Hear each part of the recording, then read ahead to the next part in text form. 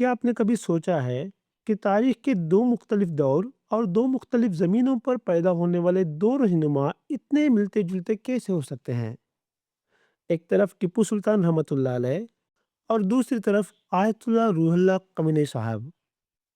दोस्तों, बहुत से लोगों को ये बात अजीब लगेगी, लेकिन कई लोग महसूस करते हैं कि आयतुल्लाह खमीनी साहब और टिप्पू सुल्तान रहमतुल्लाह अलैह एक तरह से रूहानी तौर पर एक जैसे थे। दोनों ने गुलामी को कभी कबूल नहीं किया।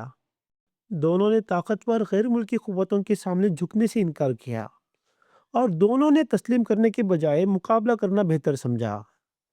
टिप्पू सुल्तान रहमतुल्लाह अलैह ने ब्रिटिश इंपीरियलिज्म का मुकाबला किया, जबकि आयतुल्लाह खमीनी साहब ने वेस्टर्न हेगेमनी और इंपीरियलिज्म के खिलाफ खड़े होने का फैसला किया।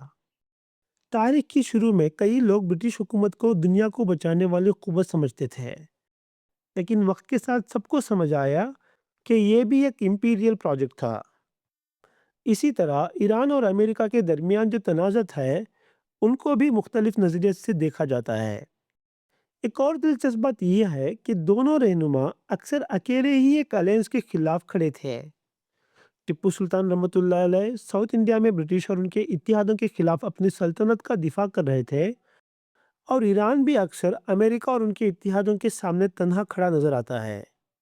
टिप्पू सुल्तान रहमतुल्लाह अलैह ने सब्सिडरी अलायंस ट्रीटी कबूल करने से इनकार कर दिया था। इसी तरह आयतुल्लाह खमीनी साहब ने भी कई इंटरनेशनल डील्स और दबाव को कबूल करने से इनकार किया। टिप्पू सुल्तान रहमतुल्लाह अलैह के पास कीमती ट्रेड और स्पाइस रूट्स थे, और ईरान भी एक अहम जियोग्राफिक मकाम पर मौजूद है जो ग्लोबल ट्रेड्स को असरअंदाज करता है, जैसे कि स्ट्रेट ऑफ हार्मोज। इसीलिए टिप्पू सुल्तान एंटी ब्रिटिश रेसिस्टेंस की निशानी बन गए, और खमीनी साहब को कई लोग एंटी वेस्टर्न रेसिस्टेंस की निशानी समझते हैं। दोनों की सोच का मरकजी उसूल ये था, गीदड़ की जिंदगी जीने से बेहतर है शेर की मौत मरना।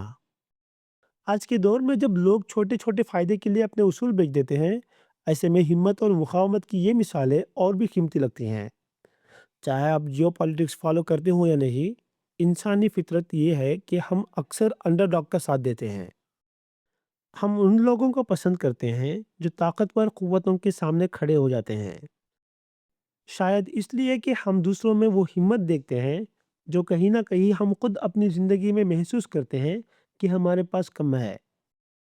और शायद इसीलिए तारीख उन लोगों को कभी नहीं भूलती जो गुलामी से बेहतर आज़ादी के लिए खड़े हो जाते हैं।